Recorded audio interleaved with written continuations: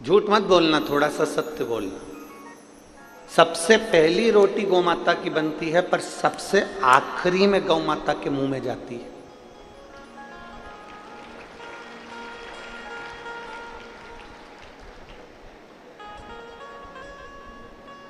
कोई कोई ऐसा होगा जिसके घर में पहली रोटी बनी और गाय के मुख में पहले ही चली गई, पर हम तो नहीं कह सकते।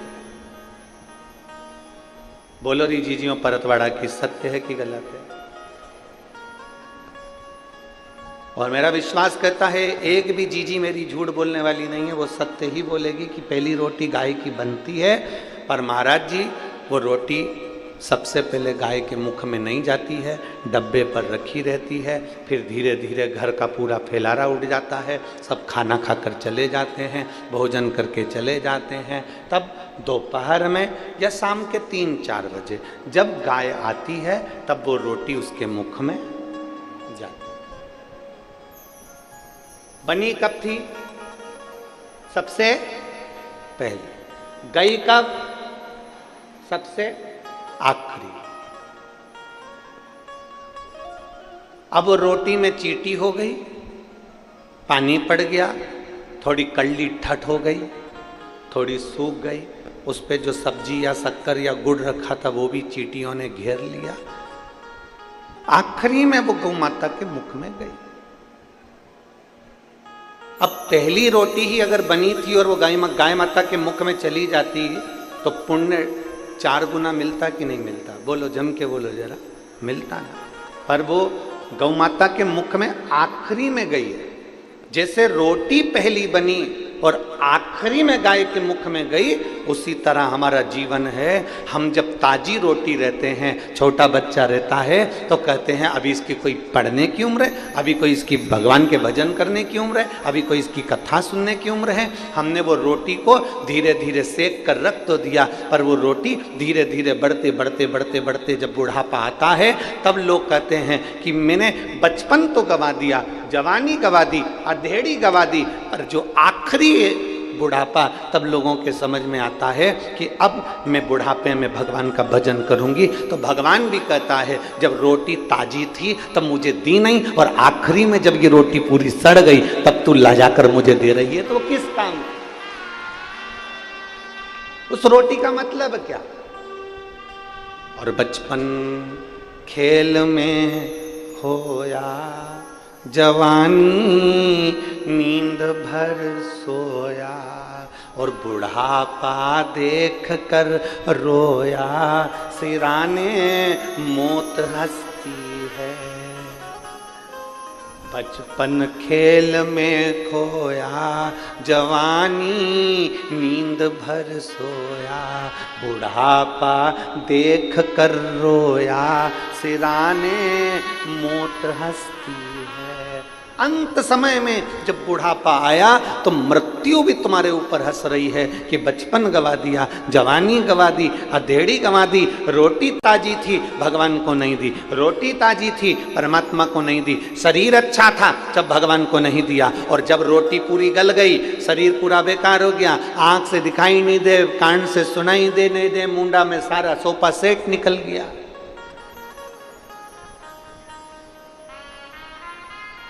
बत्तीस सोफा सेट थे, एक भी नहीं बचा, सारा निकल गया। किसी किसी ने तो नकली साजड़ का लगवा रखा है, किसी किसी का सोफा सेट तो फ्रीज में कटोरी में रखा रहता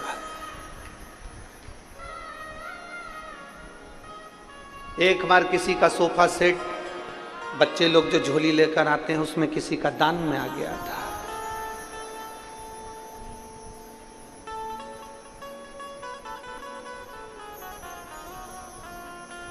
जब घर जाकर वो खोला गया पोट, एक डब्बी, तब उसमें जो सोफा सेट निकला तो राघव बोले, कहने लगे पापा देखो तो सही, पहली बार किसी ने कुछ नया गिफ्ट दिया है। जो खोल के देखा तो उसमें पूरी बत्ती सी थी, पूरे दान। और बड़े बड़े विषय,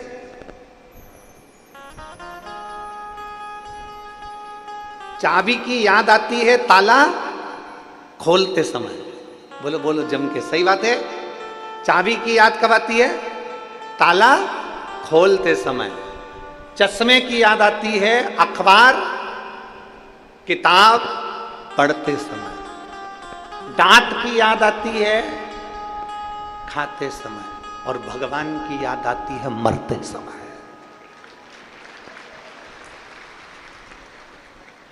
अंत समय में याद किया जाता है परमात्मा को, अंत समय में। तो भी मेरा परमात्मा तुम्हें निभा लेता, तो भी कहता कोई बात नहीं, अंत समय प्रभु आना पड़े, और वचन दिया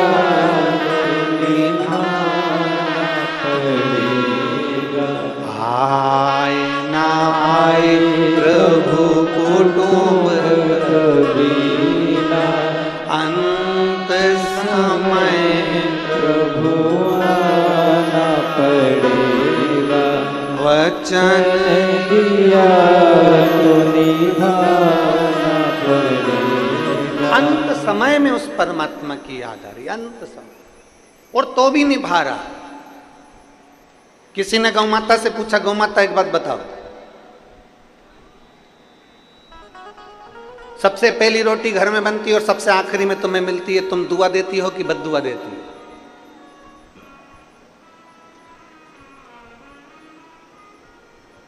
सब चाय पी लें, बहुएं सब चौके में बैठ के, रसोई घर में बैठ के चाय पी ले, और आखिरी में सास की याद आई और फिर चाय देखी आई। बोलो जरा जम के। सास खाए बिना रह जाए पर बोले बिना नहीं रह सकती। आखिरी में तो सास कही देती है, तुम ही ढसक लो।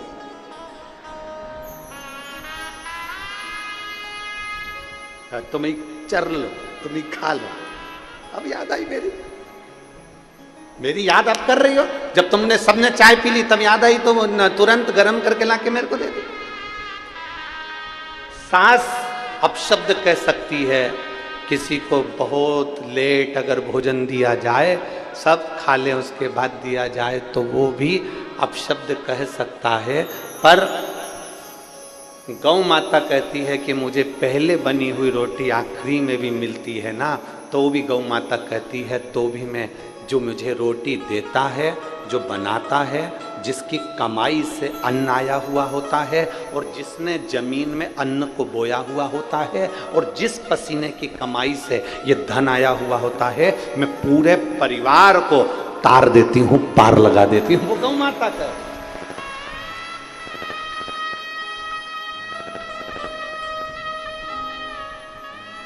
वो गौ माता।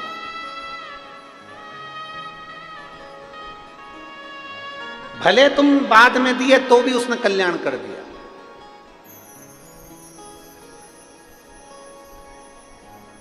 कल हमसे किसी ने एक प्रश्न किया था कि गुरुजी, आजकल लोग नकली का दिखावा बहुत करते हैं, मस्तक पे चंदन लगा लेंगे, बाल बढ़ा लेंगे, त्रिपुंडा लगा लेंगे, गले में रुद्राक्ष पहन लेंगे, और कितना कितना भस्मी रमा लें, और कितना दिखावा करते हैं आज के ज़माने में।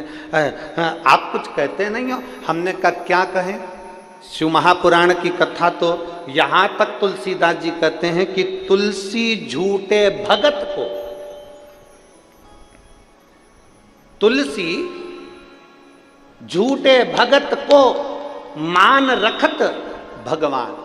तुलसीदास जी का चरित्र कहता है कि भले वो झूठा भगत हो, भले उसने झूठ का स्वांग रच रखा हो, भले वो लोग को दिखाने के लिए भगत जी बन गया हो, भले दुनिया के लोगों को दिखाने के लिए उसने चंदन लगा लिया हो, भले दुनिया के लोगों को दिखाने के लिए उसने माला पहन ली हो, भले दुनिया के लोगों को दिखाने के लिए वो झूठा भगत बन गया हो, इसके बाद भी मेरे शंकर भगवान भले झूठा भगत है, पर मेरा शंकर उसका कल्याण कर ही देता है।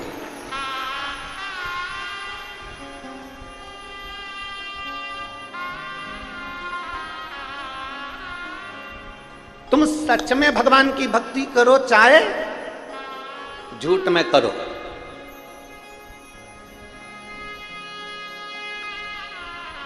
एक व्यक्ति था,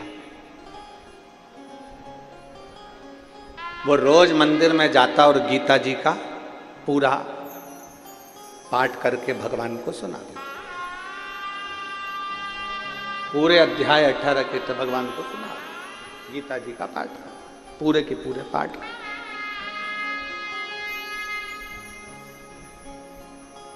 अब वो जो गीता जी थी वो पूरी संस्कृत में थी, और वो जो व्यक्ति था उसको संस्कृत आती ही नहीं थी, तो बस वो तो जो उसमें मिल जाता वो उसको पाठ पढ़ देता और सुना देता। भगवान को पाठ करके सुनाता।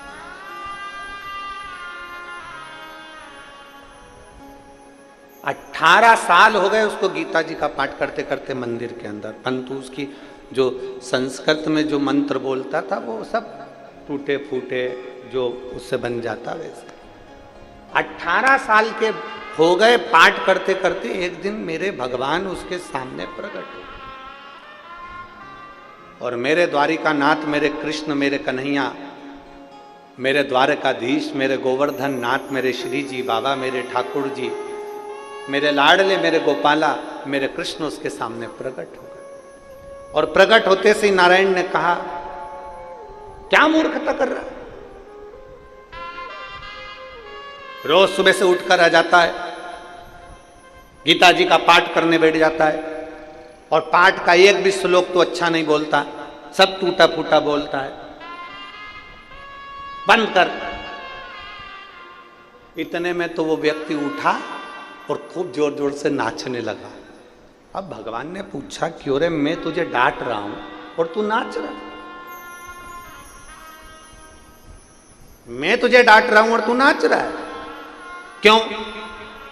वो व्यक्ति बोला, मैं तो हमेशा समझता था कि पत्थर की मूर्ति सुनती नहीं है, मैं अगर आड़ा टेढ़ा भी बोलूंगा तो मूर्ति क्या सुनेगी, पर आज मुझे खुशी इस बात की हो रही है, कम से कम तुम ध्यान लगाकर मेरी गीता जी सुनते तो हो।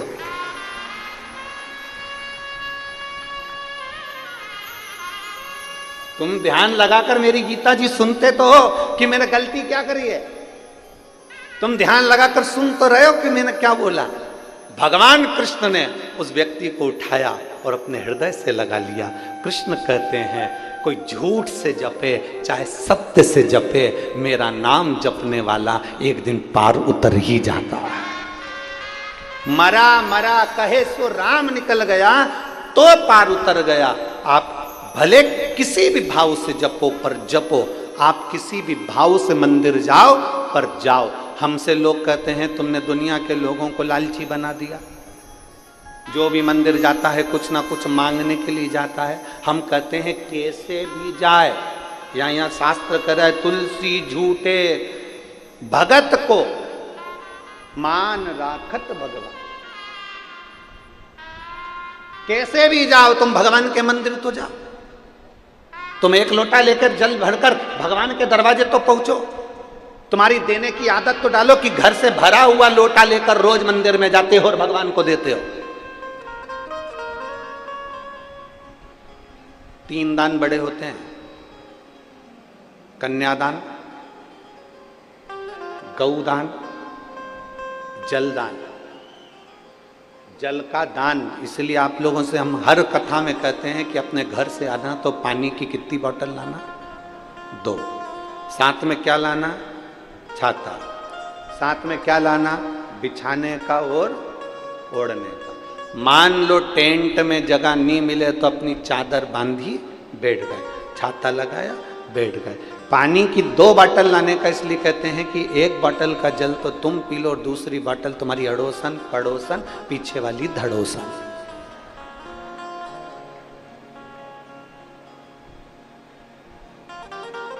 कौन कौन? जम के बोलो, अड़ोसन पड़ोसन पीछे वाली धड़ोसन। इनको वो पानी अगर प्यास लगे तो अपने घर से जो जल भर के लाए हो वो इनको दो।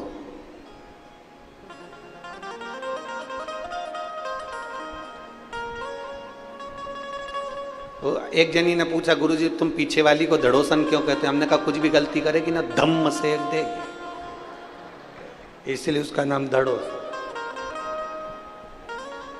अब तुम जितने यहां बैठे और जितने आस्था चैनल पर कथा सुन रहे हैं, जितने फेसबुक यूट्यूब पर कथा सुन रहे हैं, रोज प्रतिदिन आपके घर से जल का दान होता है। आपके घर से जल का दान होता प्रतिदिन। आपने देना सीख लिया। एक लोटा जल भरते हो और एक लोटा जल भरकर तुरंत शिव जी के मंदिर में जाकर समर्पित करते हो। तुमने देना सीख लिया।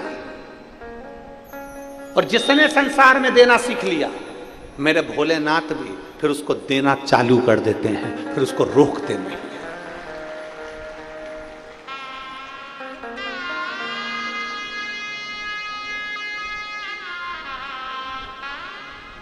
उल्टा जपो, सुल्टा जपो, अच्छा जपो, बेकार जपो, श्लोक आए तो जपो, ना आए तो जपो, भगवान का नाम कैसे भी जपो, मेरा भगवान पार जरूर करता।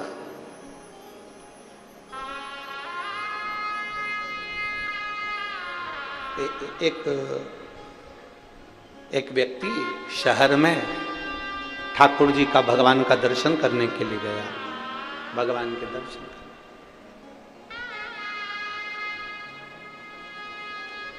और भगवान का दर्शन करने के लिए जैसे ही भगवान के मंदिर में पहुंचा, वहां के पंडित जी बहुत अच्छी स्तुति गा रहे थे। वहां के पंडित जी बहुत सुंदर स्तुति गा रहे थे, बहुत सुंदर। पंडित जी बोल रहे थे, विश्वनाथ के श्री चरणों में नयन मेरे अटके।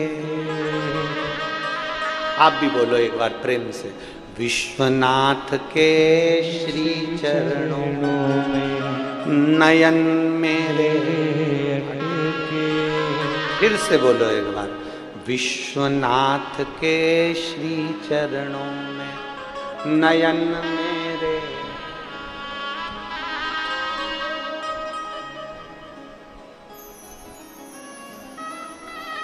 फिर से बोलो, विश्वनाथ के चरण कमल में नयन मेरे। विश्वनाथ के चरण कमल में नयन मेरे। उसने सुना, बड़ा अच्छा लगा, याद करके गांव में पहुंच गया। और जैसे ही अपने गांव में पहुंचा तो सारे गांव वालों से कहा, आज मैं लोटा भर के जल चढ़ाने जाऊंगा, ऐसी स्तुति सीख के आया हूं, सबको सुनाऊंगा। सब याद कर लेना हो। और जैसे ही लोटा भर के जल चढ़ा रहा था, सबको सुना सुना कर गा रहा था, विश्वनाथ के नयन कमल में चरण मेरे अटके। अब बोलना क्या था, विश्वनाथ के चरण कमल में नयन मेरे अटके। अब बोल क्या रहा है, विश्वनाथ के नयन कमल में चरण मेरे अटके। अब वो जल चढ़ाता जाए और सबको सुनाता जाए, विश्वनाथ के नयन कमल में चरण मेरे। बस 3-4 बार वो बोला। और जैसे उसने 3 बार ताली बजे, वो बोला बम बम बोले। जैसे ही बोला तो मैंने, भोले सामने खड़े हो गए, शंकर भगवान सामने। ये घबरा के पीछे भाग गया, तुम कौन? शंकर भगवान बोले, मैं भोलेनाथ। इतने दिन से तो कभी नहीं आए। भगवान भोलेनाथ जी बोले, इतने दिन से मेरे नयन में चरण भी नहीं अटके थे, पहली बार अटके, इसलिए मैं भी आया। भक्त बोला, मैंने गलती कर दी। शंकर भगवान बोले, पूरी गलती। तुझे बोलना था चरण कमल में नयन अटके, तू बोल रहा नयन कमल में चरण अटके। अब मेरे नयन छोटे, तेरे चरण मोटे, अटकेंगे नहीं तो क्या होगा? प्रभु गलती हो गई, क्षमा कर दो। भगवान भोलेनाथ जी ने कहा, कर दिया, पर मेरा दर्शन हुआ है, मांग ले, तुझे क्या चाहिए? भक्त कहता है, जो मांगूंगा दे दोगे? भोलेनाथ जी कहने लगे, बड़ा प्रसन्न हूं, मांग ले, तुझे क्या चाहिए? भक्त कहता है, जो भी तुम्हारी उल्टी सुल्टी स्तुति करे उसको भी दर्शन दे देना, बस, और कुछ भी नहीं चाहिए। अब मांगू तो मांगू क्या? तेरे दरबार से बाबा, क्या मांगा जाए उसकी चौखट पे जाकर? क्या मांगे? बस इतना मांग ले कि तेरा दीदार होता है।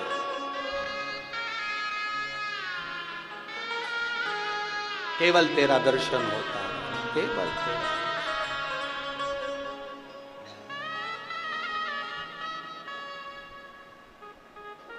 अच्छा बोल रहे हो, स्तुति कर रहे हो, ठीक है।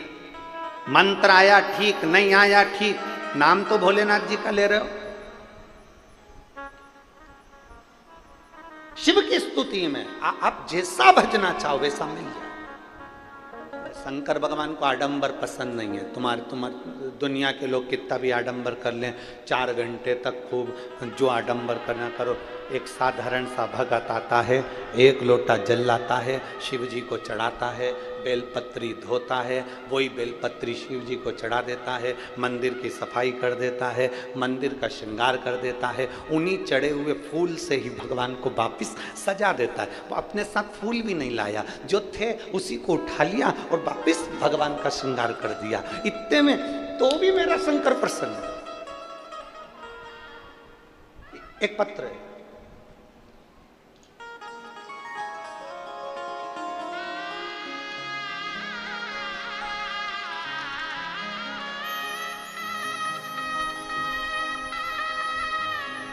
पायल प्रशांत, निगाह मिली, लड़की अंदर चली गई, ना पूछा ना ताछा, विवाह पक्का हो गया। और आज तक देख लो, आज तक वो विवाह हमारे श्री ओम प्रकाश जी को देख लो, हमारे श्री प्रकाश नंद किशोर जी को देख लो, अभी तक टिका है। Old is gold. और यहाँ कई मेरी माताएं बैठी है कुर्सियों पे, बुजुर्ग बुजुर्ग, इतना पल्लू ले लेके बैठी, इनसे पूछो आज तक टिका, वो संबंध आज तक टिक रहा है। जिसने देखा ही नहीं था, जो मिला ही नहीं था, ना फोन पे बात हुई थी, ना कोई व्यवहार, केवल एक क्षण निगाह मिली और विवाह पक्का हो गया, 7 जन्म तक निभ रहा है। मेरे शंकर भगवान की कथा भी ये कहती है, घंटों तक महादेव के पास नहीं बैठना, बस एक क्षण नेत्र मिला लो, तुम शिव के और शिव तुम्हारा हो। तुम शिव के और शिव तुम्हारा, एक क्षण बस केवल देखा, ना जी भर के देखा, ना कोई बात की, बड़ी आरज़ू थी मुलाकात की। मेरे महादेव से एक क्षण की मुलाकात कर लीजिए, एक क्षण। मेरे देवाधिदेव महादेव को एक क्षण देख लीजिए। जब जल चढ़ाओ तुम्हारी चित्तवृत्ति शिव में हो, जब जल चढ़ाओ तुम्हारा मन शंकर में हो, फिर कहीं नहीं देखना। पड़ोसन कुछ भी कह रही हो, पड़ोसन कुछ भी कर रही हो, आसपास के लोग कुछ भी कर रहे हो, अपन अपना काम करो। जल चढ़ाया, भगवान का श्रृंगार करा, मंदिर का पूजन करा। कई कई माताएं झगड़ा भी करती है, अब भी मैंने श्रृंगार करा था और तू पानी डाल के चली गई। मैंने अब भी श्रृंगार करा था और तूने पानी डाल दिया। कई कई माताएं झगड़ा करती, नहीं, उसका काम है श्रृंगार करना, तेरा काम है श्रृंगार करना, सामने वाली का काम है पानी डालना।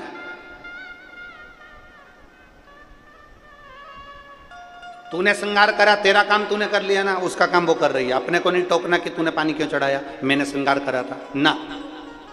अपना काम अपन करो। अपन ने बाबा को सजा दिया, श्रृंगार कर दिया, उससे लाड़ लड़ा लिया। अब उसकी मर्जी, वो भोलेनाथ किसको बुलाता है, कौन से जल चढ़वाता है, ये उसके ऊपर। एक क्षण उसका मिलन हो जाए, एक क्षण, एक क्षण, केवल एक क्षण, और ज्यादा नहीं।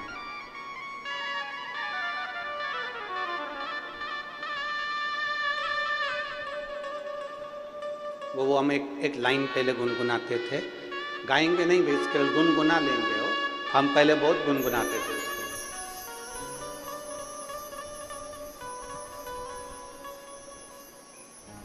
बाकी सी लटक गई, नैनों में अटक गई, कब तुम दर्श दिखाओ ना। बाकी सी लटक गई, नैनों में अटक गई, कब तुम दर्श दिखाओ ना। ओ काशी के भोलेनाथ, मने थारी याद सतावे ओ काशी के भोलेनाथ मने थारी याद सतावे हिच क्या ना रोके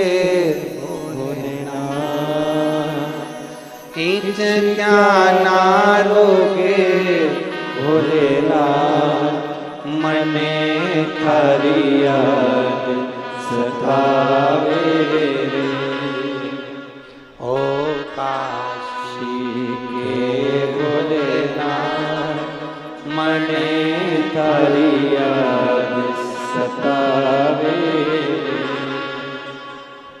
एक क्षण के लिए उसको याद कर लो, एक पल के लिए उसको याद कर लो और केवल निगाह मिले उतनी देर बहुत।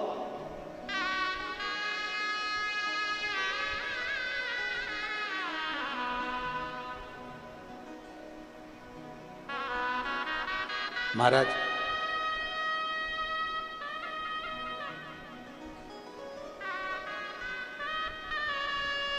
वो कहते हैं ना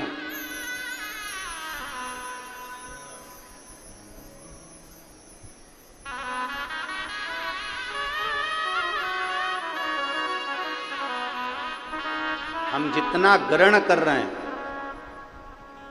हम जितनी देर भगवान का भजन कर रहे हैं उस पूरी समय में, और हम आज एक बात और आप लोगों से कहना चाहेंगे, 3 घंटे की कथा में आधा घंटा आशीष भैया ले लेते हैं, 2.5 घंटे की कथा होती है, पूरी 2.5 घंटे की कथा तुम्हारे दिल में नहीं बैठती है, पूरे 2.5 घंटे की नहीं बैठती है, पर 2.5 घंटे में एक क्षण कोई ऐसा आता है जो कथा तुम्हारे दिल में बैठ जाती है और तुम देवाधिदेव महादेव के हो जाते हो और महादेव तुम्हारा हो जाता।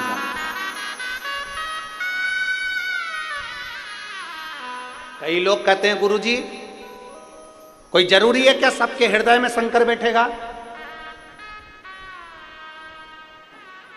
हम कहते हैं पानी बरस रहा है, बाहर निकले हो तो गीले तो हो गए, बस ये है कि अंदर तक गीले नहीं हुए तो बाहर से हो गए, कोई अंदर से हो गया कोई बाहर से हो गया। उसी तरह शिव महापुराण की कथा अगर बरस रही है और जो कथा के पंडाल में पहुंचा है, जो कथा के पंडाल के सामने पहुंचा है, जो टीवी पर सुन रहा है, जो मोबाइल पर सुन रहा है, जो फेसबुक यूट्यूब पर सुन रहा है, जो पंडाल के बाहर या अंदर बैठकर सुन रहे हैं, बाबा देवाधिदेव महादेव की कथा में थोड़े ना थोड़े गीले तो जरूर होंगे। मेरा बाबा तुम्हारा कल्याण तो जरूर करेगा, निश्चित है वो करेगा जरूर। मेरा शंभू तुम्हारा कल्याण जरूर करेगा, ये पक्का, क्योंकि तुम थोड़े ना थोड़े उसमें रमे हो।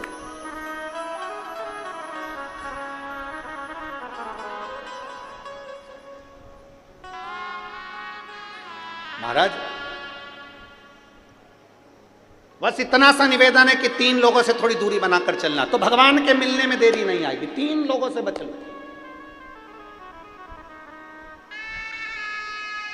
पहला लालची, दूसरा आलसी और तीसरा दोगला। जम के बोलो कौन कौन? 3 लोगों से बचने का प्रयास करना। पहला लालची, जिसके अंदर बहुत लालच भरा हो, नहीं मैं मंदिर जाऊंगा, मेरे पास में ये आएगा, मैं ऐसा करूंगा, मेरे पास में धन कमाई होगी, ऐसा होगा वैसा होगा। ना बाबू, लालच में कभी भगवान को मत रिझाना। अगर भगवान के दरवाजे पर जा रहे हो ना तो ये सोच कर जाना, शिव पुराण में जा रहे हो ना, ये सोच कर जाना कि बाबा ने अपनी डायरी में तुम्हारा नाम लिख के रखा होगा, इसलिए तुमको कथा में बुलाया होगा। शादी में पत्रिका छपवाते हो, पूरे परतवाड़ा को बांटते हो क्या? अरे बोलो तो जम के, नहीं।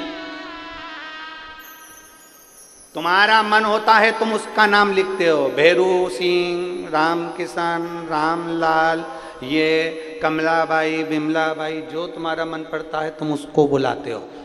अब यहाँ इतने लोग बैठे हैं, क्या पूरे परतवाड़ा के लोग यहीं मिल जाएंगे क्या? जम के बोलो। क्या पूरे परतवाड़ा के लोग यहां पर आए हैं? नहीं, भगवान की डायरी में जिसका नाम होगा मेरा भोलेनाथ उसको बुला लिया।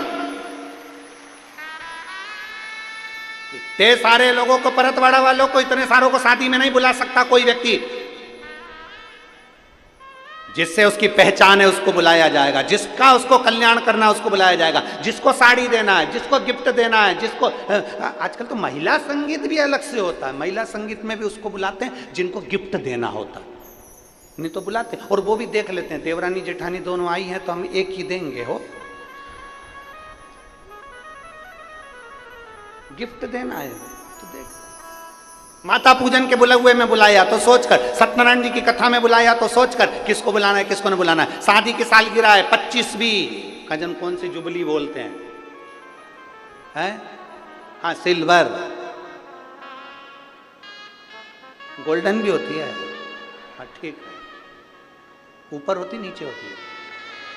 अच्छा वही होती है। अब बुलाया, अब जान दो सिल्वर और गोल्डन, अपन तो ये बात करो कि शादी की सालगिरह है और उसमें तुमने बुलाया तो पूरे सबको बुला लिया? नहीं, उसको बुलाया जो आएगा हम उसको रिटर्न गिफ्ट देंगे। तो रिटर्न गिफ्ट जिसको देना है, जिसको हमें सामान देना है, साड़ी देना है, उसी को बुलाया जाता है। उसी हमें हमारे भाग्य का दो भोलेनाथ जी से काम है, दूसरे के भाग्य का नहीं चाहिए। नानी का धन, बेईमानी का धन और जजमानी का धन, कोई ये सोच ले कि मैं जजमान के घर पर गया हूं और मुझे बहुत सारा धन मिल जाए, धन तो मिल जाएगा, पर महाराज इतना याद रखना कि भजन के बल को बढ़ाना पड़ेगा, गायत्री को बढ़ाना पड़ेगा। जब हम गायत्री के जाप ज़्यादा करेंगे, गायत्री का स्मरण करेंगे, जब हमारे भजन का बल बढ़ाएंगे, हमारे भगवान की भक्ति का बल बढ़ाएंगे, तब जजमान के घर का धन भी पच सकता है। जब हमारे भजन का बल बढ़ता है तब हम नानी के घर का धन भी पचा सकते हैं। 3 जगह का धन पचाना भारी पड़ जाता है, नानी के घर का, बेईमानी का और जजमानी। बेईमानी का धन भी पचाना बड़ा कठिन है, कहीं से आएगा कहीं निकल जाएगा, रोग में लग गया, बीमारी में लग गया, एक्सीडेंट हो गया, ये हो गया, वो हो गया, दुख ही दुख जिंदगी में आते रहे और तकलीफें भोगते रहे, बड़ा कठिन है हमारा, बड़ा। थोड़ा सा आप लोगों को बुरा जरूर लग सकता है कि गुरुजी आप बोल रहे हैं नानी के घर का धन तो नाती पंथी के लिए होता है, मना नहीं है, पर अगर तुम लेकर आए हो, जिद कर कर, झगड़ कर, लड़कर तुम लेकर आ तो गए, परंतु इतना याद रखना कि उस धन का सदुपयोग करने के लिए थोड़ा सा धर्म भी करना, गौ माता की सेवा करना। नानी के यहाँ का धन आया है तो थोड़ा गौ माता की सेवा में लगाओ। नानी के घर का धन आया है तो कहीं ऐसा कार्य करना, कोई गरीब की लड़की हो, उसकी शादी नहीं हो रही हो, पैसा नहीं हो, तो उस गरीब के कन्यादान में भी लगाओ, गरीब के विवाह आदि। कोई बच्चा पढ़ना चाहता है, विद्या लेना चाहता है, एजुकेशन करना चाहता है, उसके पास में विद्या का धन नहीं है, पढ़ने के लिए धन नहीं है, तुम नानी के यहाँ से लाए हो, बेईमानी का धन आया है या कोई धन ज्यादा आ गया, उसमें से थोड़ा सा निकाल कर बच्चे की एजुकेशन में लगा दो। हम ये नहीं कहेंगे कि तुम कहीं ले जाकर इधर उधर, तुम तो उस बच्चे की एजुकेशन में लगाओ, पढ़ाओ, विद्याध्ययन कराओ, प्रयास करो। पचाना कठिन है, इसलिए अपने भजन के बल को बढ़ाइए। एक ब्राह्मण, एक साधु, एक सन्यासी, एक तपस्वी, एक साधक, एक उपासक अगर किसी के घर का भोजन भी कर आते हैं तो उनको गायत्री का बल बढ़ाना पड़ता है। अगर भोजन कर आए हैं ना तो फिर उनको भगवान का भजन का बल बढ़ाना पड़ेगा, गायत्री बढ़ाना पड़ेगी, तब जाकर हम जिसके यहाँ का खा कर आए हैं उसका पच पाए।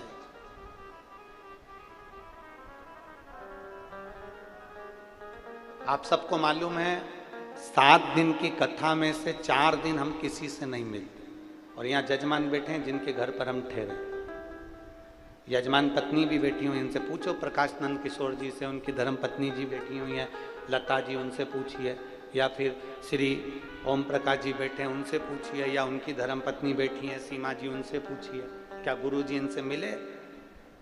आज 3 दिन हो गए, आपसे हमारा कोई मिलना जुलना नहीं। इनके घर के बच्चों से भी पूछ लो, क्या गुरुजी नीचे उतर कर आए, किसी से बात करी, मिलना हुआ? नहीं। हमारे ठाकुर जी की सेवा, हमारा जो शिवलिंग है उसकी आराधना, हमारे शालिग्राम भगवान है उसकी पूजन, और अपना पाठ और आराधना, अपना भजन का बल बढ़ाओ। क्योंकि जिनके यहाँ पर ठहरे हैं, अगर हम उनका भोजन कर रहे हैं तो अपने भजन का बल बढ़ेगा। तो जिनके यहाँ पर ठहरे हैं, मेरा भोलेनाथ उनकी भी कृपा करता हुआ आगे अग्रण्यता, भजन के बल को बढ़ा।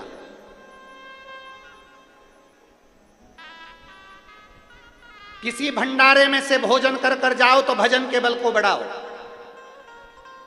शिव महापुराण में आए हो, भंडारे का अगर भोजन कर रहे हो तो भजन का बल बढ़ाना। अपने घर जाना, जाने के बाद में शंकर जी को एक लोटा जल चढ़ाना प्रारंभ करना, श्री शिवाय नमस्तुभ्यम बोलना प्रारंभ करना। क्योंकि हमने अन्न खाया है तो अपने भजन के बल को बढ़ाएंगे हम।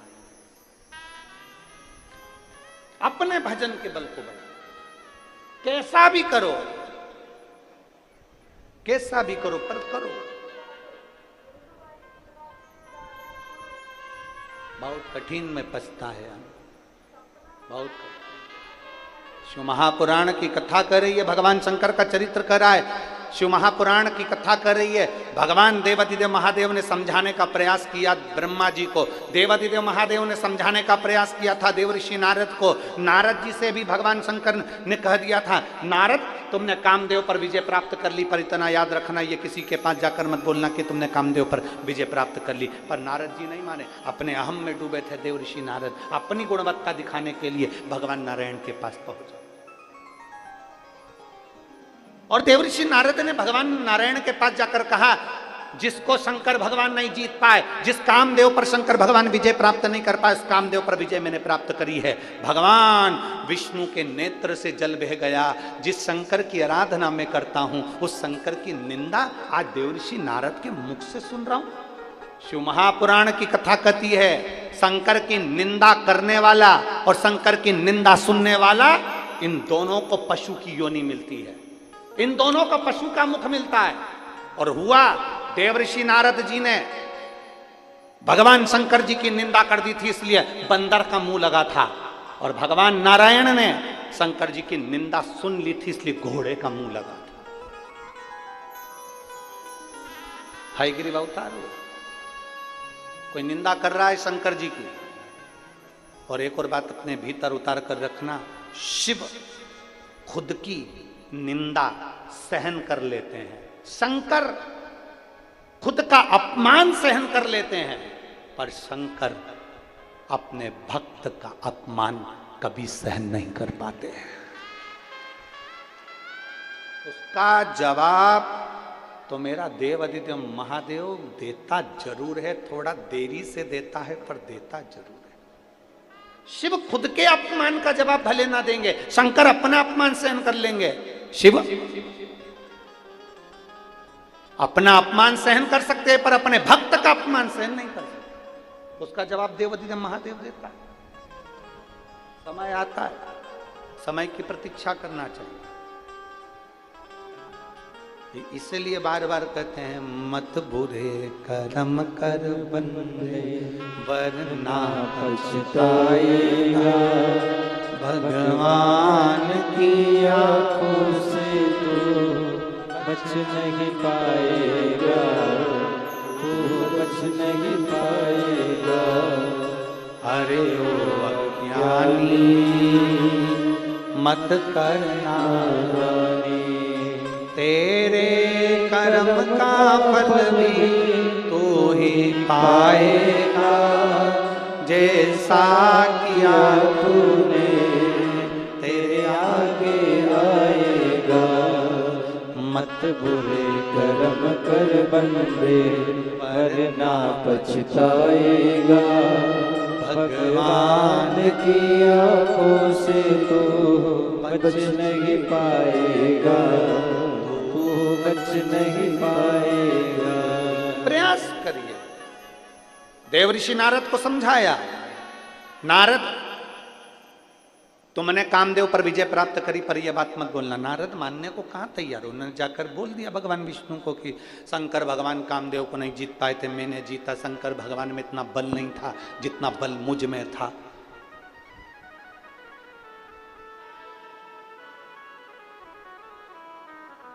तुम कितने बड़े भी ज्ञानी बन जाओ, तुम कितने बड़े भी धनपति बन जाओ, तुम कितने बड़े भी करोड़पति अरबपति बन जाओ, परशु महापुराण की कथा कहती है कभी भी अपने धन का नशा मत बताना, कभी अपने ज्ञान का अभिमान प्रदर्शित मत करना।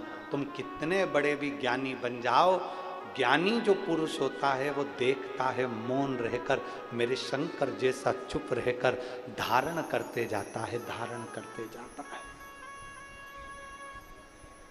अगर तुम बहुत ज्ञानी हो और अपने ज्ञान का दिखावा कर रहे हो तो तुम ये केवल आडंबर कर रहे हो, केवल आडंबर। तुम ज्ञानी हो, तुम में बहुत ज्ञान है, और तुम अगर उस ज्ञान का दिखावा कर रहे हो तो आडंबर कर रहे हो। दिखाना किसको चाहते हो, किसको बताना चाहते हो? तुम शंकर भगवान के बहुत बड़े भगत हो, तुम शिव जी को एक लोटा जल चढ़ाते हो, तुम शंकर जी के मंदिर जाते हो, तुम शंकर भगवान की आराधना करते हो, तुम श्री शिवाय नमस्तुभ्यम का जाप करते हो। मेरा निवेदन है जीजियों, मेरे जीजाओ, निवेदन है आपसे, कभी इसका आडंबर मत करना कि मैं 1 महीने से मंदिर जा रही हूँ, कि मैं 4 महीने से जा रही हूँ, कि मैं 6 महीने से जा रही हूँ। बाबा भोलेनाथ जी को धन्यवाद देना कि तूने मेरा शरीर अच्छा रखा है, इसलिए तेरे दरवाजे पर आ रही है।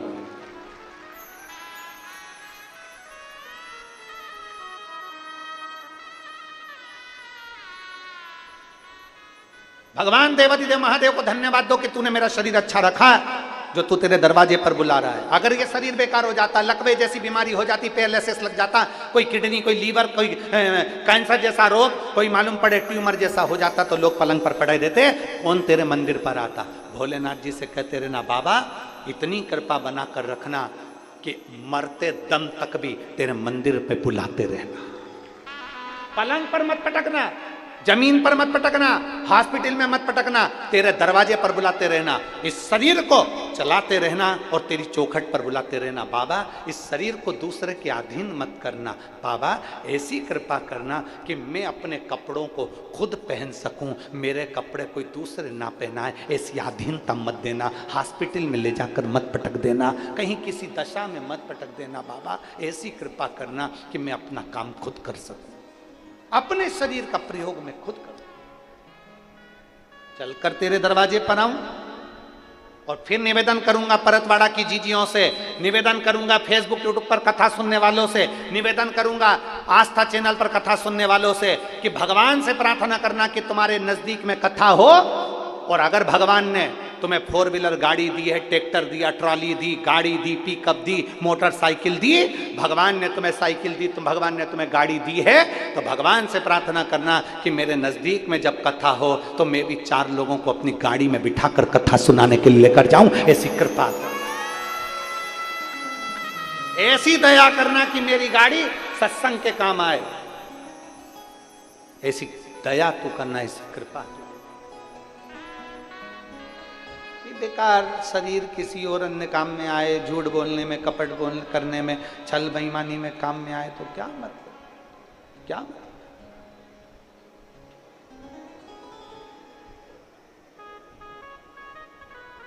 शिव की भक्ति में मन लग जाए, शिव की आराधना। और किस्मत वाले हो, परतवाड़ा वालों, अभी अभी कथा 6 तारीख से चालू हुई है, सुबह 9:30 बजे से 12:30 बजे तक चलती है, 12 तारीख को विराम हो जाएगी। आज कौन सी तारीख हो गई?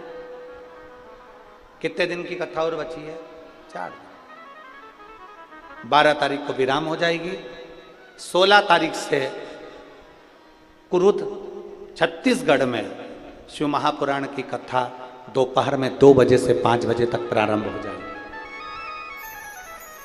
ये 12 तारीख को विराम होगी और 16 मई से छत्तीसगढ़ कुरुद में कथा प्रारंभ हो जाएगी दोपहर 2 बजे से 5 बजे। उस कथा का नाम हमने दिया गौरी शंकर शिवपुराण।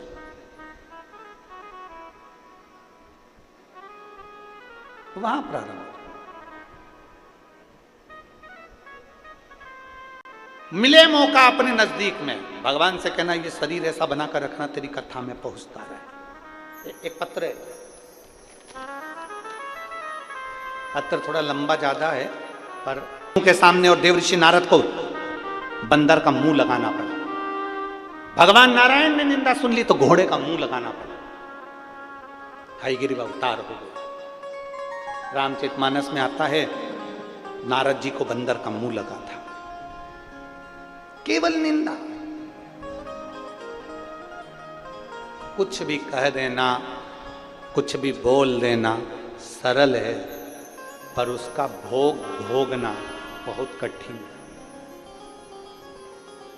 भोगना कठिन। अभी हमने कथा में कहा था कि 3 लोगों से बचना, लालची, आलसी और दोगला। दोगलाई करने वालों से भी बचने का प्रयास करना कि कोई तुमको, वो कहते हैं ना कि एक बात बोले बुरी तो नहीं लगेगी, अरे जम के तो बोलो, पक्का बोल दे। सब जगह पर लिखा रहता है कुत्तों से सावधान, पर हम तो कहेंगे इंसान से भी सावधान। कुत्ता तो मालूम है कि काटेगा इसलिए सावधान हो जाओ, पर कोई तुमसे गले लगकर कब छुरा घोंप कर जाएगा मालूम नहीं पड़ पाएगा। सावधान।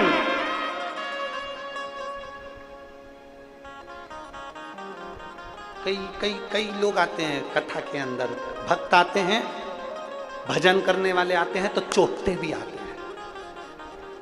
यहाँ कुत्ता चैन नहीं चुरा ला, तुम्हारे पास में ना जाने कौन बैठा होगा, बैठी होगी और इतनी धीरे से सफाई करेगी। इसलिए सावधान इंडिया, इसलिए सावधान। दीवार पर लिखा रहता है कुत्तों से सावधान, और हम सावधान हो जाते हैं क्योंकि कुत्ता मालूम है काट खाएगा। पर इंसान से भी सावधान रहने का प्रयास करना कि ये कब तुम्हारे साथ रहते रहते कब छल कर कर तुम्हें छुरा घोंप कर चले जाएगा मालूम नहीं पड़ पाएगा। सावधान रहिए, सावधान।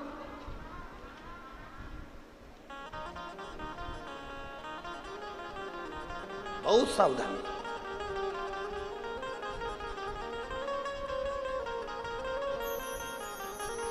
सबसे ज्यादा पहचान होती है मनुष्य की वाणी से, मनुष्य की पहचान होती है। मानव की पहचान मानव की वाणी से होती है। वो मानव की वाणी से पहचाना जाता है कि मानव कैसा होगा।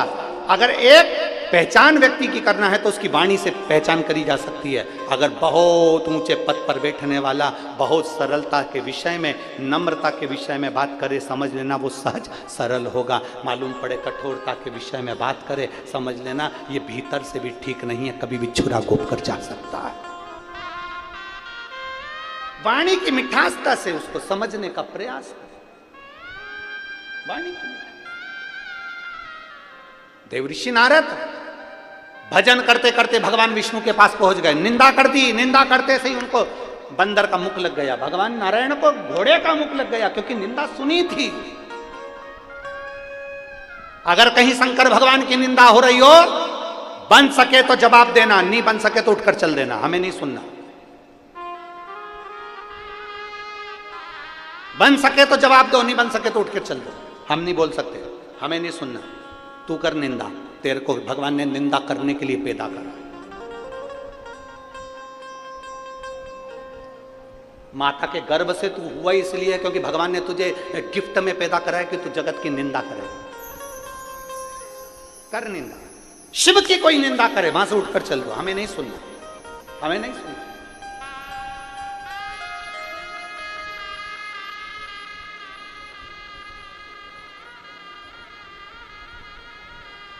हमसे कई लोग कह देते हैं तुम्हारे शंकर भगवान भांग धतूरा धारण करते हैं। हम उनसे कहते हैं तुम हमारी बात करो, महादेव की नहीं।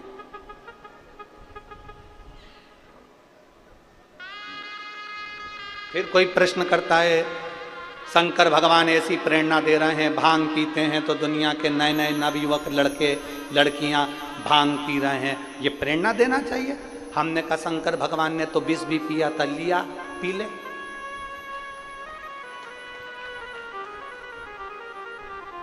ये कोई प्रेरणा है? शिव की निंदा हम नहीं सुने, शंकर भगवान की निंदा हम नहीं सुनते, और कोई करता भी है तो मां से उठ के चल देते, हम बोलते ही नहीं। क्या बोलो, सब परम आभूषण है मौन रहना, चुप रहो। समय आया,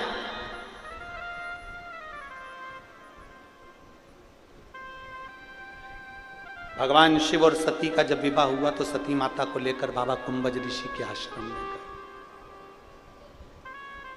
अब देखिए,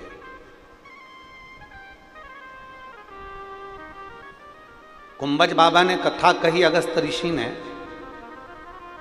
शंकर भगवान कथा को सुन रहे हैं और सती मैया कथा को नहीं सुन पा रहे।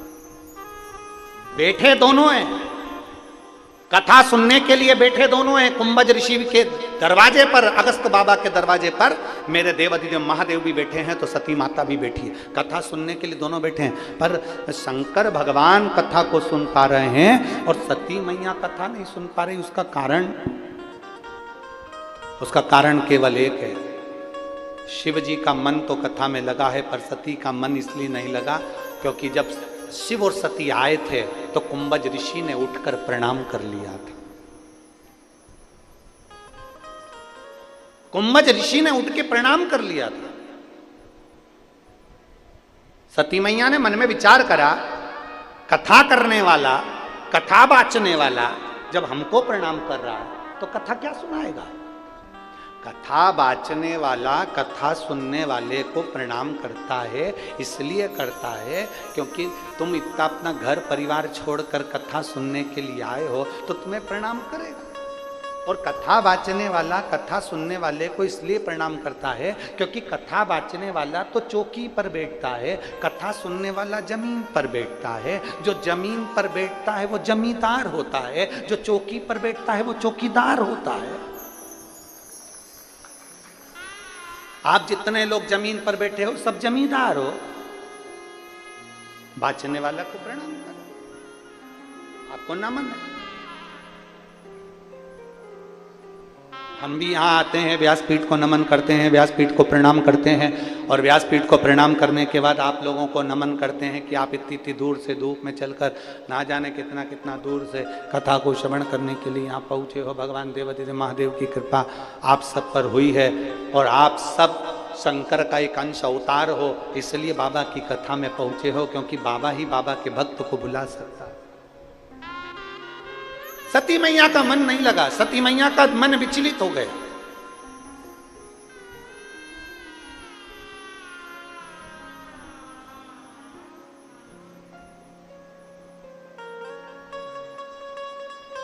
सती मैया का मन विचलित हो गया। चले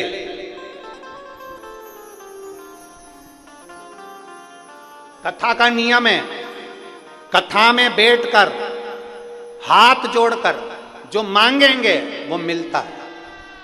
सती मैया कथा में बैठी थी और उसने हाथ जोड़कर मांग लिया, मेरे पति भी कहाँ मुझे लेकर आए। शादी होने के बाद तो लोग घूमने के लिए दूसरी जगह जाते हैं, ये मुझे कथा सुनाने लाए। कितने सारे अरमान धर्म पत्नी के रहते हैं और वो कितनी सोच कर आती है, हम शादी के बाद में गोवा घूमने जाएंगे, हम शादी के बाद में ये द्वीप वो द्वीप घूमने जाएंगे, और मालूम पड़े शादी के बाद पत्नी घर पे और पति कह दे कि मेरे 25 दोस्त आ रहे हैं और तुझे खाना बनाना है, खाना बनाने वाली नहीं आएगी, तो पत्नी के दिल के अरमा आंसुओं में।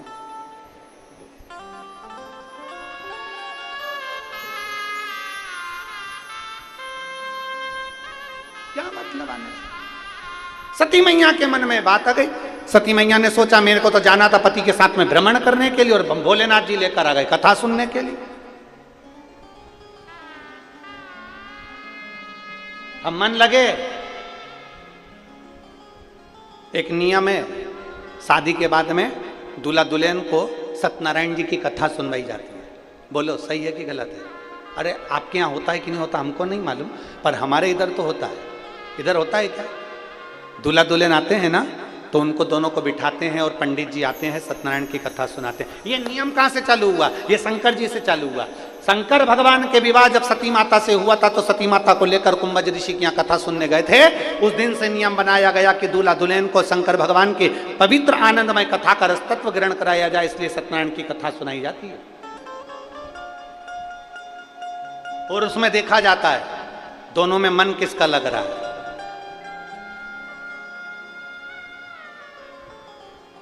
अब पत्नी तो इतना सारा घूंघट डाल के बैठती है,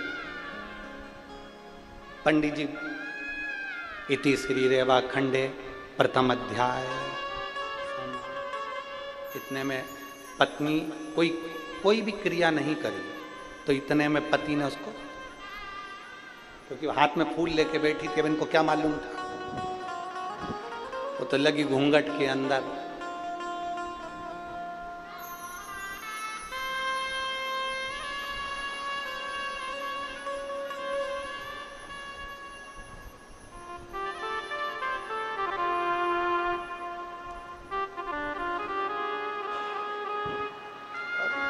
लगी घूंघट के अंदर। इति श्री रेवा खंडे द्वितीय अध्याय। पत्नी पति से बोली कितने हैं? पति बोला 5।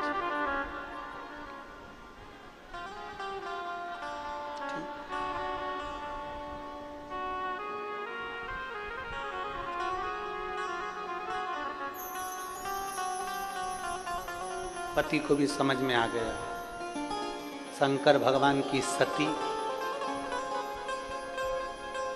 और मेरी श्रीमती, ऐसा लग रहा है दोनों एक जैसे हैं। इसका मन भी नहीं लग रहा, चित्त नहीं लग रहा। पर एक बात कहूंगा इस पवित्र व्यासपीठ से, जब से शिव महापुराण की कथा लोगों ने सुनना चालू करी है भक्तों ने, तब से मेरी नवयुवक जितनी बहुएं हैं, जितनी बेटियां हैं, जितनी माताएं हैं, इनमें शंकर जी की भक्ति का बल बढ़ा है। मेरी जितनी बहुएं हैं, जितनी बेटियां हैं, जितनी युवान बेटियां हैं, इनमें भक्ति का बल बढ़ा है। पति अगर कहीं जाने का बोलता है तो सबसे पहले घर की बहुएं कह देती है सीहोर चलें, उज्जैन चलें, काशी चलें, भीमाशंकर चलें, त्र्यंबकेश्वर चलें। ये भक्ति का बल है। अब बहुएं ये नहीं कहती कि हमको कहीं जाना, अब तो कहती हैं अपने काम करते हैं, अयोध्या चलते हैं, राम जी का दर्शन भी कर आएंगे, अवध की सरयू का स्नान भी करेंगे। ये भक्ति का बल बढ़ा, इसको भक्ति का बल बढ़ा कहना।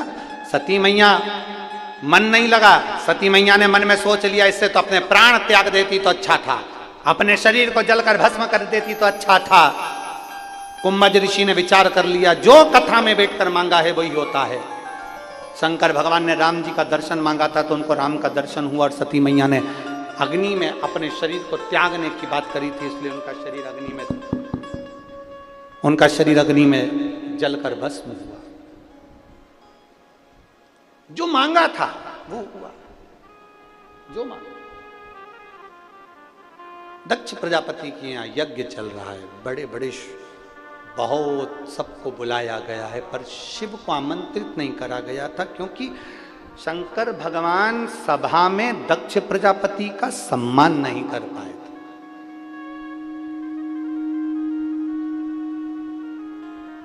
अपने ससुर को इज्जत नहीं दे पाए थे, और ऐसा नहीं है कि इज्जत नहीं दे पाए, देख नहीं पाए थे, बैठे थे, सब उठ के खड़े हुए थे। शंकर भगवान तो अलमस्ती थे, बैठे थे। पर लोगों की भी आदत है ना, इतने सारे लोग जयराम जी की कर रहे, हर हर महादेव कर रहे, हाथ हिला रहे, इतने सारे लोग प्रणाम कर रहे, इनको वो नहीं दिख रहा, जो प्रणाम नहीं कर रहा ना वो नजर आ जाता है। अहंकारी जो व्यक्ति होता है ना, उसको ये सबसे पहले वो ये देखता है कि मुझे किसने प्रणाम करा और किसने नहीं करा। अभिमान जिसके भीतर हो। दक्ष प्रजापति को लग गया, यहाँ की आवाज बढ़ाओ, रिटर्न वाली। दक्ष प्रजापति को लग गया, और दक्ष प्रजापति ने जैसे ही देखा कि शिव ने मुझे प्रणाम नहीं करा, श्राप दे दिया, मैं शंकर तुम्हें श्राप देता हूं, तुम शमशान में निवास करोगे। शमशान। मेरे भोले बाबा बड़े प्रसन्न हो गए। मेरे ससुर ने मुझे प्लाट भी दिलाया तो ऐसी जगह दिलाया जहां कोई कब्जा नहीं करेगा। शमशान में मेरा निवास होगा। जो मौन है शमशान, जहां शिव का निवास है, शंकर मौन होकर बैठे रहते हैं। दुनिया का व्यक्ति कहीं पर भी भटके पर अंतिम विश्राम तो शंकर की गोद में ही मिलता है, शिव की गोद।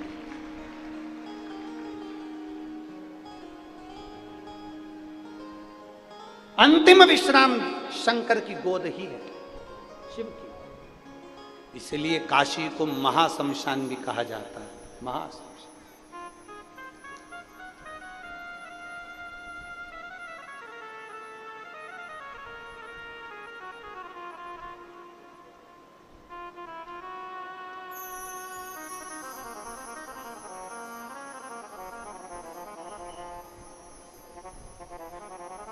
हर पल, हर घड़ी, हर क्षण मनुष्य को अपने अंतिम पल का स्मरण करते रहना चाहिए। अंतिम पल का अंतिम विश्राम है भगवान शंकर का द्वार। और फिर निवेदन करेंगे, जहां जितनी माताएं बैठी हैं, जितने लोग टीवी पर सुन रहे हैं, उनसे फिर निवेदन करेंगे, शंकर के मंदिर में जाना, जल चढ़ाना, किसी से कुछ बोलो चाहे मत बोलो, पर इतना जरूर करना कि थोड़ी देर, 2 क्षण, कहीं जहां पर कोई ना बैठा हो वहां तुम बैठकर 2 क्षण श्री शिवाय नमस्तुभ्यम, श्री शिवाय नमस्तुभ्यम जप। और अपने दिल की बात बाबा से ही बर्बाद नहीं होता, पूरा घर बर्बाद हो जाता है। इसलिए कल कथा में कहा था, आप लोगों से निवेदन किया था कल कथा में कि बेडरूम होता है, ड्राइंग रूम होता है, वॉशरूम होता है, तो कंट्रोल रूम भी होना चाहिए जिसमें अपन क्रोध पर कंट्रोल कर सकें।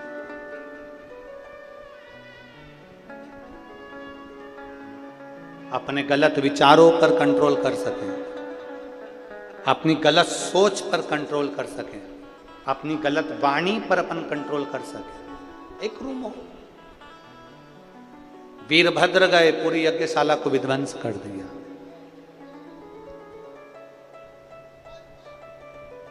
दक्ष प्रजापति का शीश कटा अग्नि में जाकर गिर गया।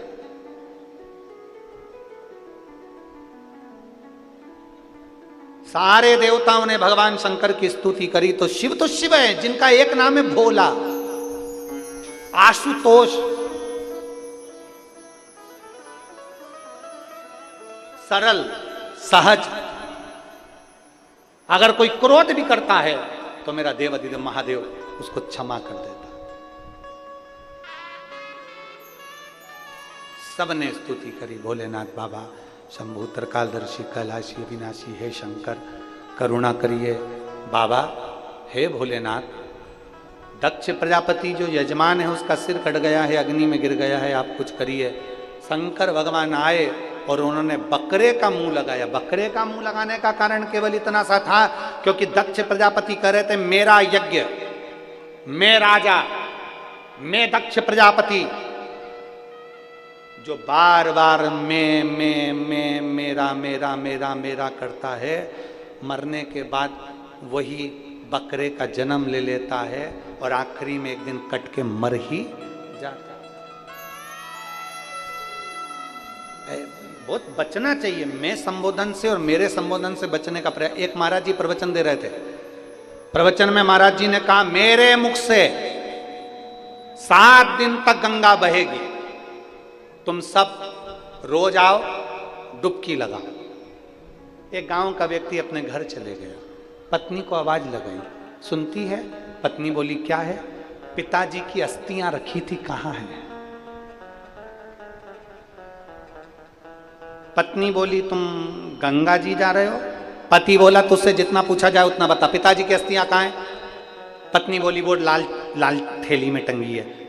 पति ने लाल थैली में से अस्थि निकाली और उसको पत्थर पे दोची, पीसी और पीस के पूड़िया बांध ली।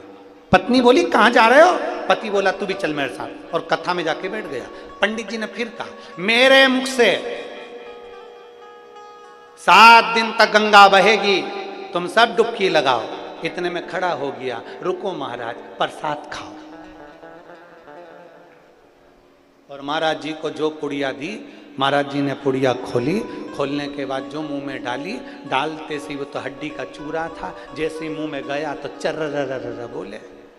अब वो हड्डी का चूरा जैसे ही चर्र बोले तो महाराज जी ने पूछा क्या खवा दो, क्या खवाया? इतने में वो गांव का व्यक्ति बोला पिताजी की अस्थियां रखी थी, पत्नी रोज कहती थी गंगा जी में खवाओ, गंगा जी में खवाओ, गंगा जी में खवाओ।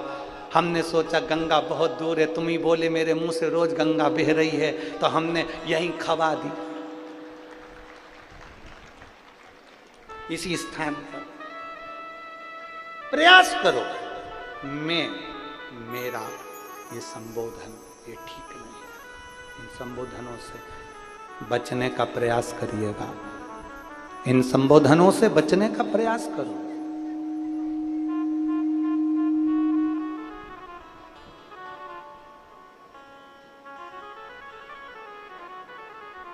दक्ष प्रजापति का सिर कट गया, बकरे का मुख लग गया।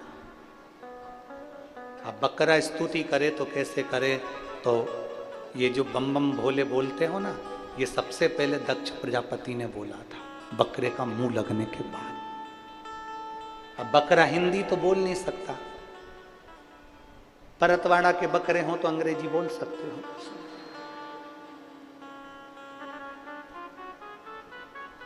अब बकरा ना तो हिंदी बोलेगा ना अंग्रेजी बोलेगा, बकरा बोलता है तो बब बब बब बोलता है। बकरे को सुनना, वो बोले बब बब बब। अब जैसे ही दक्ष प्रजापति का सिर लगा बकरे का, दक्ष प्रजापति ने शिव जी की स्तुति करी, चिल्लाकर बोला बब बब बब बब। शंकर जी को बड़ा अच्छा लगा, मेरे ससुर जी कितनी जोरदार स्तुति कर रहे हैं। शंकर भगवान ने आकर दर्शन दिया और वर दे दिया, जो मेरे मंदिर में आकर बम बम बोले भोलेगा, शंकर जी कहते मैं समझ जाऊंगा कि मेरा ससुर आया है। और कोई अगर स्त्री भी बम बम बोले बोलती है तो शंकर जी समझ जाते सास भी आई। बम बम बोलो बोलो जम के जरा एक बार हो जाए। बम बम बोल बम का नारा है, सारी समस्या का हल।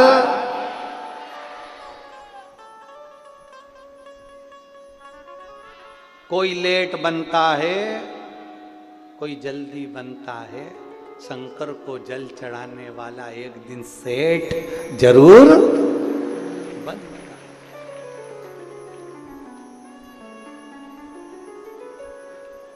शिव तत्व की प्राप्ति शंकर ओघड़दान। सती मैया जो जलकर भस्म हुई थी वो हिमालय राज के यहाँ माता पार्वती जी के सुंदर आनंद के रूप में जन्म ले, मैनावती के गर्भ से जन्म हुआ।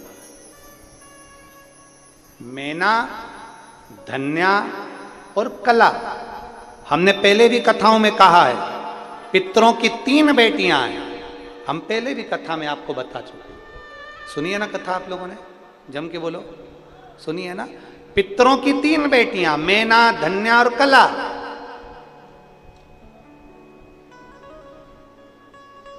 मैना के यहां पर पार्वती मैया, धन्या सुनैना बनी जिनके यहां माता सीता, कला कीर्ति बनी जिनके घर में राधा जी का जन्म। 3 देवियां प्रकट हुई और ये तीनों देवियां जगत के कल्याण के लिए प्रकट हुई है। जगत कल्याण,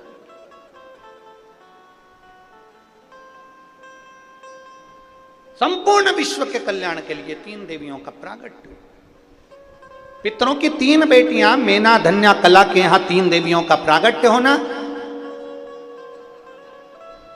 मैनावती की यहाँ माता पार्वती जी का प्रागट्य होना और पार्वती जी को देखकर जन्म के समय पर देवऋषि नारद का आगमन होना। श्रीमन नारायण श्रीमन नारायण नारायण श्रीमन नारायण